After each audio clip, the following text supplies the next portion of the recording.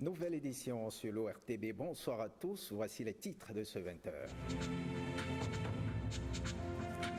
L'Assemblée nationale du Bénin et la FAO se donnent la main pour vaincre l'insécurité alimentaire. Un partenariat est en gestation entre ces deux institutions.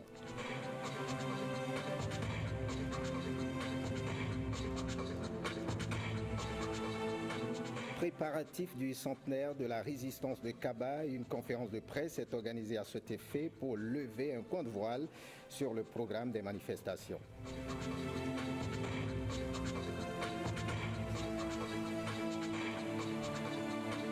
Julien Minavoa conserve son fauteuil de président du comité national olympique et sportif béninois. C'est à la faveur d'une assemblée générale élective qui s'est déroulée ce week-end. Des précisions dans cette édition. À nouveau, bonsoir, bienvenue si vous nous rejoignez. Deux institutions promettent de se mettre ensemble pour venir à bout de l'insécurité alimentaire au Bénin. Il s'agit de la FAO et de l'Assemblée nationale en vue d'identifier les priorités d'appui de la FAO aux parlementaires. Une mission de l'institution a tenu une séance de travail ce jeudi avec les députés à Porto Novo. Guillaume Aviano, Patrick Nyamavo. La problématique de la sécurité alimentaire et nutritionnelle au Bénin à l'ordre du jour de la plénière de ce jeudi à l'hémicycle. En lieu et place de l'ouverture des travaux de la deuxième session extraordinaire du Parlement, au titre de l'année reportée au lundi prochain, faute de quorum, les députés ont été invités à suivre des communications sur la situation de la sécurité alimentaire en Afrique et au Bénin, mais aussi sur le droit à l'alimentation et sur l'expérience des alliances parlementaires pour la sécurité alimentaire. Des thématiques qui devraient leur permettre de mieux appréhender les enjeux liés aux questions nutritionnelles au Bénin. La malnutrition sévit au Bénin sous différentes formes. Les groupes vulnérables sont les enfants de moins de 5 ans, les enfants d'âge préscolaire et les femmes en âge de procréer, les femmes enceintes. Malgré des efforts des gouvernants entre 2006 et 2010 qui ont tissé le pays au 7e rang des États du continent ayant réduit de moitié la prévalence à la malnutrition, selon le PNUD, le tiers des enfants béninois continuent de traîner des malnutritions chroniques et les adultes, pour le grand nombre, mangent mal. Il faut alors inverser les tendances pour un développement harmonieux du pays, d'où l'assistance de la FAO en s'appuyant sur le Parlement. Notre organisation estime que les parlementaires sont parmi les mieux placés pour attirer l'attention sur la question de la sécurité alimentaire et nutritionnelle au plus haut niveau, compte tenu de leurs responsabilités législatives, budgétaires et de contrôle. À partir des échanges du présent atelier, la mission de la FAO, mandatée pour la cause, espère identifier les priorités d'appui de l'institution à l'Assemblée nationale du Bénin. Assister le ministre en charge de l'eau dans les tâches de coordination intersectorielle en matière de gestion des ressources en eau. C'est le but que vise la commission interministérielle de l'eau. Elle a tenu sa deuxième session de travail ce matin. Précieuse Afoueronou, Monique Toron.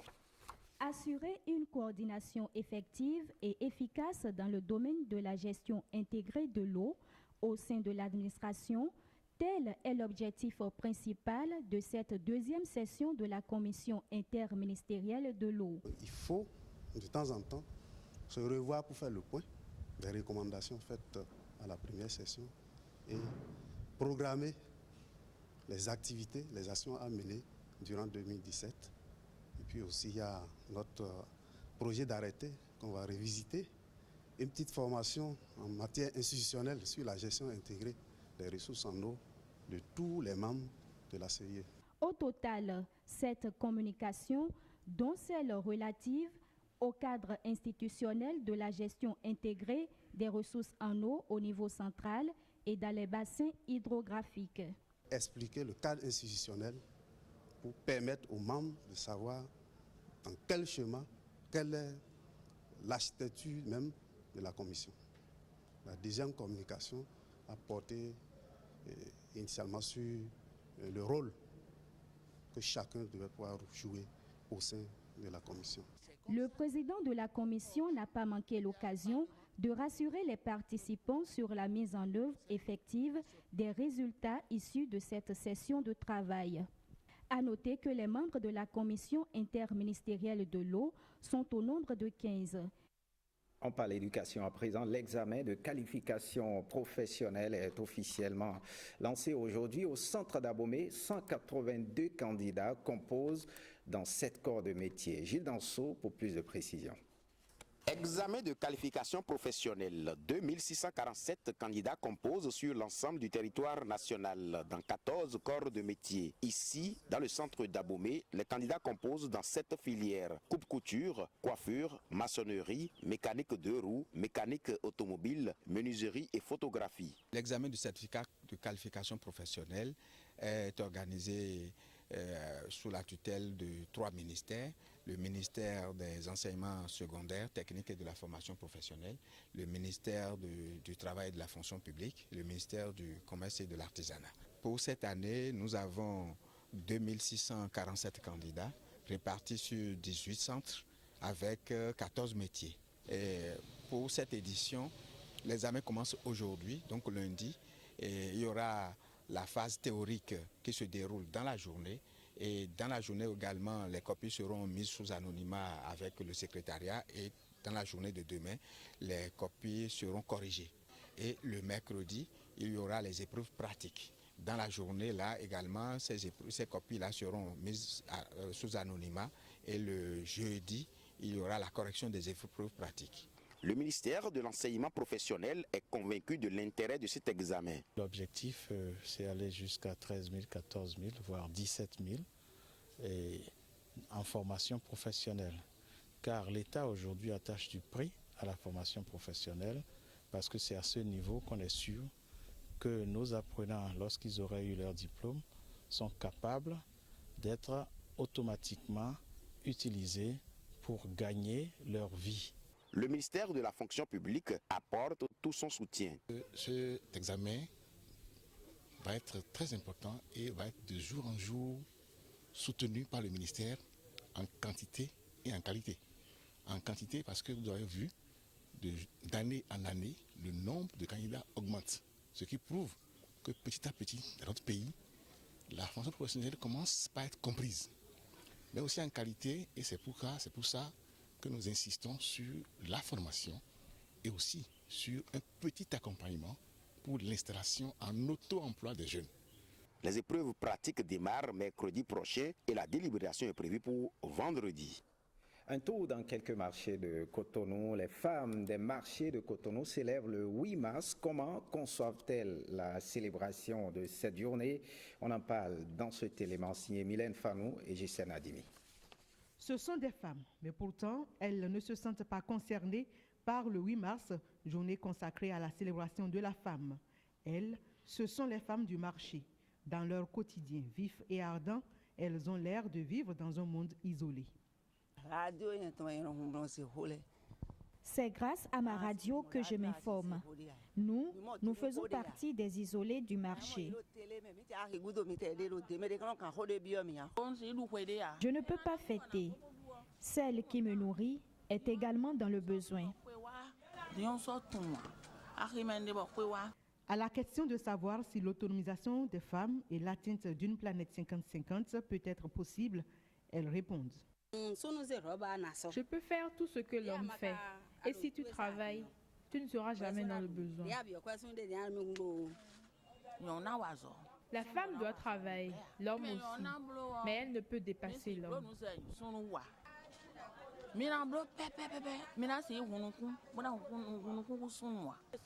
On peut tout faire, homme comme femme. Tout ce que l'homme fait, la femme fait aussi. Tout ce que l'homme fait, la femme peut faire. Je ne vois pas quelque chose que l'homme peut faire et la femme ne peut pas faire. Selon ces dames, l'humilité de la femme envers son homme est indispensable.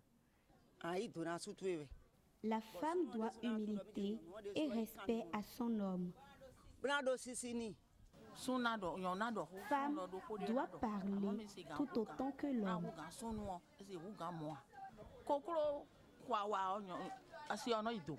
Une politique d'intégration de cette frange de la population féminine dans les actions de développement s'avère toutefois indispensable.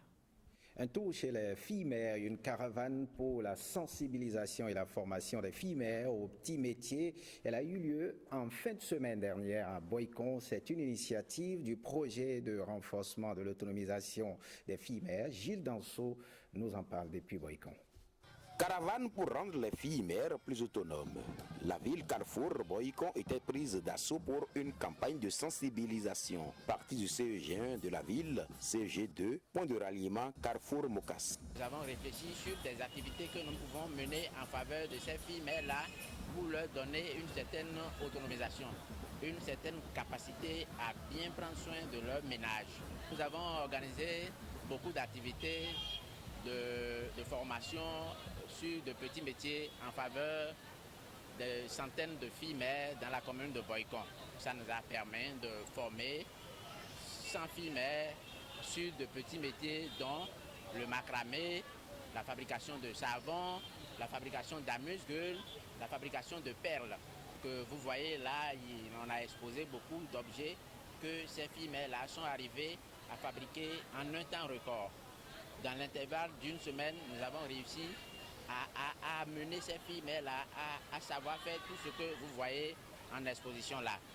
Donc nous avons profité de la caravane de ce jour, qui est une caravane de sensibilisation, et en même temps une caravane pour montrer à la population de Boycon ce que ces filles-là ont appris à faire en quelques jours.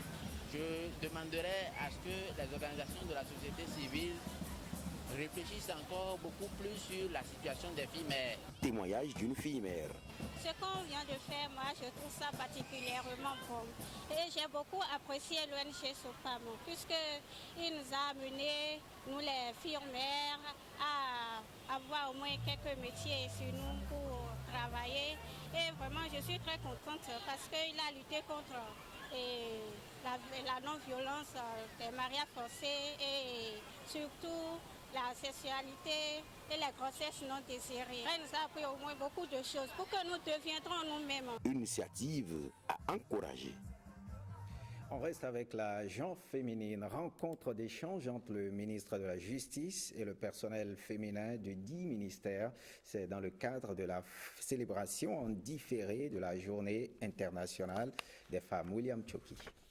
Loin des traditionnelles célébrations festives, le ministère de la Justice opte pour une journée des femmes basée sur des communications et des débats d'idées, des questions, mais aussi des réponses sur l'approche conceptuelle du genre, également sur l'autonomisation socio-économique des femmes. Nous sommes dire en fait, le plus important, c'est de mettre l'accent sur des thématiques qui pour nous ont un sens pointu parce que nous permet en fait d'acquérir des connaissances. En termes d'échange, nous pouvons noter en fait que les questions de genre sont des thèmes de développement. Parce que le genre, c'est quoi? Le genre, c'est la différenciation entre hommes et femmes, mais plutôt en fait un accent est mis sur les rôles que jouent la femme et l'homme et surtout le déséquilibre qu'on observe. Et pour nous, tant qu'il y aura déséquilibre, aussi bien du côté de la femme que de l'homme, il y a à agir. À l'occasion de cette 22e édition de la Journée internationale de la femme dans la Maison Justice, l'accent est mis sur le rôle et la situation de la femme au sein de l'institution. Je crois résolument en nos capacités. Dans ce monde où nous sommes en quête perpétuelle d'égalité, que ce soit dans notre vie professionnelle, que dans notre vie familiale, nous devons être conscientes de nos droits, certes, mais également de nos obligations. Nous mobiliser pour le travail et œuvrer pour une amélioration sensible des performances de notre ministère. Il s'agit là d'un rendez-vous d'échange, de partage et de convivialité qui devrait amener à un changement de comportement des femmes pour plus de performance. Reportage signé Rachida Biormaman. Parlons littérature. À présent, un nouveau livre fait son entrée dans l'univers littéraire. Accusé mais pas coupable, c'est son titre. Son auteur, Christelle Rodonoubo. Le lancement officiel du livre a eu lieu s'est déroulé donc à Cotonou. William Choki et Blaise Adampo nous en disent davantage. Accusé mais pas coupable, expérience personnelle vécue par l'auteur Christelle Rodonoubo. L'ouvrage de 140 pages, présenté en 7 chapitres, nous livre la vérité selon Christelle Hundonungbo, effectivement accusée à propos du drame survenu le 5 décembre 2012 où Fatih, sa matrone, a perdu la vie. L'accusé, ici auteur, dit avoir été relâché après une éprouvante bataille judiciaire. Ce livre est un plongeon dans la piscine de la vérité qui libère la conscience de l'auteur. Une vérité qui réhabilite l'auteur auprès de celles ou ceux qui ont collé ou qui continuent à tort et peut-être par ignorance à lui coller l'étiquette d'un assassin. L'auteur a écrit par acquis de conscience pour crier son ras-le-bol face à l'injustice dont elle fut victime. C'est pourquoi le titre est si évocateur. Accusé mais pas coupable. Ce livre vient comme une libération pour Christelle Hundonungbo. Désormais, je tourne la page, dit-elle. Elle veut se consacrer aux conditions de détention dans nos prisons au Bénin. Cet ouvrage, nous l'avions discuté avec mon équipe. Nous voulons faire la distribution à travers toutes les prisons civiles. Et donc, dans le cadre de cette action, je voudrais interpeller nos différentes premières dames. Je voudrais interpeller Marguerite Kérékou, je voudrais interpeller Rosine Soglo, je voudrais interpeller Chantal Yahi, je voudrais interpeller Claudine Talon, pour qu'elle puisse nous aider à réaliser donc ce projet sous le parrainage donc de la grande chancelière. Accusé mais pas coupable est prévu pour être distribué dans plusieurs écoles et universités du Bénin. Un geste qui vient baliser le terrain d'un projet, celui de protéger les filles à l'école. Le comité d'organisation du centenaire de la résistance de Kaba a donné une conférence de presse ce mardi 1er mars 2017. Il était question de lever un coin de voile sur les manifestations entrant dans le cadre de la commémoration du dit centenaire. Le reportage est signé Ghislain Poguet et notre reporter, suivez, regardez. Au début de cette conférence de presse, une minute de silence est observée en la mémoire de l'intendant général Pascal Sabimouka, originaire de Worukayo comme Kaba. 1917-2017, 100 ans que la résistance de Kaba a pris fin, 100 ans que dans les massifs de la Takura au nord-ouest du Bénin, Kaba et ses troupes ont fait face à l'armée coloniale française. C'est la ville de Natitengu qui abritera du 5 au 7 avril 2017 les manifestations entrant dans le cadre de la commémoration de ce centenaire. Au programme, des émissions télévisuelles, des communications, des visites de sites touristiques, mais qui est cet homme mort depuis 1917, à qui on rend tant d'hommages. De son vrai nom, Dio Tchayeba,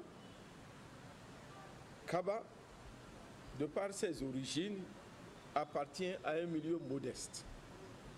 En l'occurrence, un milieu de paysans du nord-ouest de l'Atakora. Un homme ordinaire, d'origine modeste, issu d'une région peuplée d'une vingtaine d'ethnies sans un système étatique central. Kaba, simple paysan et chasseur, a réussi à fédérer, mobiliser et organiser tous les peuples de l'Atakora contre l'ordre colonial inique, fait de travaux forcés, de contrition obligatoire et de participation à l'effort de guerre. Du 5 au 7 avril 2017 à Natitengu sera donc célébrée la mémoire d'un homme qui refuse de marchander sa liberté et celle de ses frères.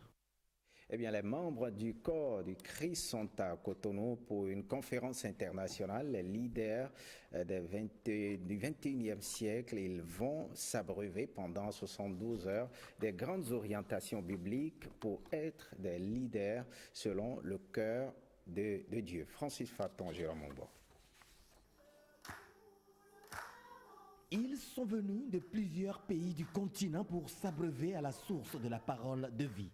Leur objectif, faire face aux défis du 21e siècle. Le thème de cette conférence internationale est « Le leader selon le cœur de Dieu ». Quel que soit le secteur dans lequel nous sommes en train d'évoluer, si nous pouvons repasser le souffle de vie, la vie que nous avons, vient de quelqu'un.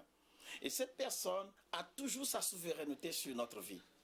Certains peuvent faire mieux, meilleur même, mais ils ne sont pas arrivés à faire mieux parce que peut-être la place qu'ils auraient donnée à Dieu a manqué. Que tous les leaders donne tous les jours que Dieu fait et chaque jour que Dieu nous donne la vie, à Dieu sa place. Pour que après notre vie, que l'impact et l'influence continuent. Les participants ont suivi une section inaugurale et semblent s'engager à se remettre en cause, se dévêtir du vieil homme et tendre vers la perfection selon les principes de l'éternel Dieu. Souvent, on est préoccupé par plusieurs choses à la fois. On veut suivre les fidèles, on veut voir comment le groupe musical s'entraîne, on veut voir un culte formidable, mais la présence de Dieu. C'est ça qui est vraiment quelque chose qu'on doit renforcer. Je crois que c'est une lacune que nous devons combler. I would love for the whole world to be part of this conference because they are hearing things that we never knew. There are things that we never knew in the past. And they were never revealed to our ancestors, but now God is revealing it to us. Cette conférence est organisée par la Famille du Christ en collaboration avec Fellowship Members International. Les travaux se tiennent 72 heures durant au Palais des Congrès à Cotonou. Un mot de sport à présent. Le Comité national olympique et sportif béninois renouvelle son bureau directeur. C'est à la faveur d'une assemblée générale élective à l'issue de laquelle le président sortant Julien Minavoa conserve son fauteuil. Plus de détails avec Justin Poguet. Il succède à lui-même. Julien Minavoa conserve son fauteuil de président du Comité national olympique et sportif du Bénin. Au terme de l'assemblée générale élective, le nouveau bureau directeur du CNOSB est installé. Il a pour premier vice-président Jean-Claude Talon et comme secrétaire général Fernando Jessou. Esther Ojo Agbo est élue trésorière générale et Floriana Foutou fait son entrée comme membre. À la fin du processus, le président réélu salue le courage de son challenger. Par devoir d'honnêteté, je dois en vérité remercier M. Zissou Paul pour son courage. Il a permis non seulement de faire une course qui en valait la peine, mais également de tenir une assemblée générale totalement complète. En interactualité, les Lesotho-organisations, le Lesotho donc, un pays enclavé au cœur de l'Afrique du Sud, traverse une profonde crise politique depuis un coup d'État manqué en juin 2014 qui avait débouché sur des élections en février 2015. Reportage. Des élections législatives anticipées seront organisées le 3 juin au Lesotho après la chute au début du mois du gouvernement de coalition dirigé par le Premier ministre Pakalita Mosisili. Cette décision prise par le roi Letsie III et révélée ce lundi survient quelques jours après un vote de défiance du Parlement contre le chef du gouvernement. Ce dernier avait alors demandé au roi de dissoudre la représentation nationale et d'organiser un scrutin sous 3 mois, conformément à la constitution du Lesotho. Enclavé au cœur de l'Afrique du Sud, le Lesotho traverse une profonde crise politique depuis un coup d'État manqué en juin 2014 qui avait débouché sur des élections en février 2015. Le Congrès démocratique qui avait alors remporté le scrutin et élu Pakalita Mosisili à la tête du gouvernement fait face à la contestation de l'opposition concernant notamment les politiques économiques. Petite monarchie constitutionnelle, le Lesotho est très dépendant de son puissant voisin, l'Afrique du Sud. Fin de ce journal. Merci de l'avoir suivi. Le programme prévoit à partir de 21h le magazine Soirée Sport et 2 feuilletons, Le Choix de l'amour et Oui Vartuo. Eh bien, prenez le rendez-vous du Journal du Soir avec Héloïse Ouinato. Retrouvez cette édition sur l'ORTB, l'actualité www.ortb.bj. Merci de votre fidélité. L'ORTB passe en vous.